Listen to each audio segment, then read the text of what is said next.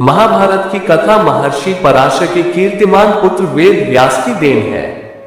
व्यास जी ने महाभारत की ये कथा सबसे पहले अपने पुत्र शुकदेव को कंठस्थ कराई थी और बाद में अपने दूसरे शिष्यों को।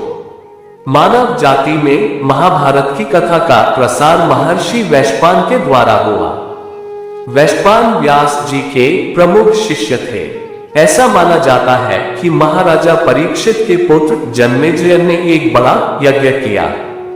इस महायज्ञ में सुप्रसिद्ध पौराणिक सूत जी भी मौजूद थे। सूत जी ने समस्त ऋषियों की एक सभा बुलाई। महर्षि शौनक इस सभा के अध्यक्ष हुए। सूत जी ने ऋषियों की सभा में महाभारत की कथा प्रारंभ की कि महाराजा शांतनु के बाद उनके पुत्र चित्रांगद हस्तिनापुर की गद्दी पर बैठे।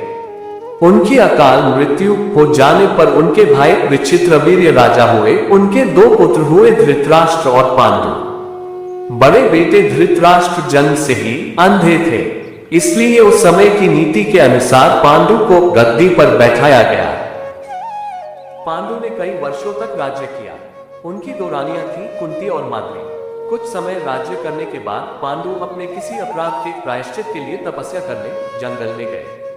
उनकी दोनों रानियां भी उनके साथ ही गईं। वनवास के समय कुंती और माद्री ने 5 पांडवों को जन्म दिया। कुछ समय बाद पांडु की मृत्यु हो गई। 5 अनाथ बच्चों का वन के गे ऋषि मुनियों ने पालन पोषण किया और पढ़ाया लिखाया। जब युधिष्ठिर 16 वर्ष के हुए तो ऋषियों ने 5 कुमारों को हस्तिनापुर ले जाकर पितामह भीष्म को सौंप दिया।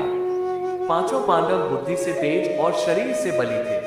उनकी प्रखर बुद्धि और मधुर स्वभाव ने सबको मोह लिया था। ये देखकर धृतराष्ट्र के पुत्र कौरव उनसे जलने लगे और उन्होंने पांडवों को तरह तरह से कष्ट पहुंचाना शुरू किया। दिन पर दिन कौरवों और पांडवों के बीच वैरभाव बढ़ता गया। अंत में पितामह भीष्म ने दोनों को किसी तरह समझाया और उनके बीच संधि कराए। भीष्म के आदेशानुसार कुरु राज्य के 2 हिस्से किए गए। कौरव हस्तिनापुर में ही राज करते रहे और पांडवों को एक अलग राज्य दे दिया गया, जो आगे चलकर इंद्रप्रस्थ के नाम से मशहूर हुआ।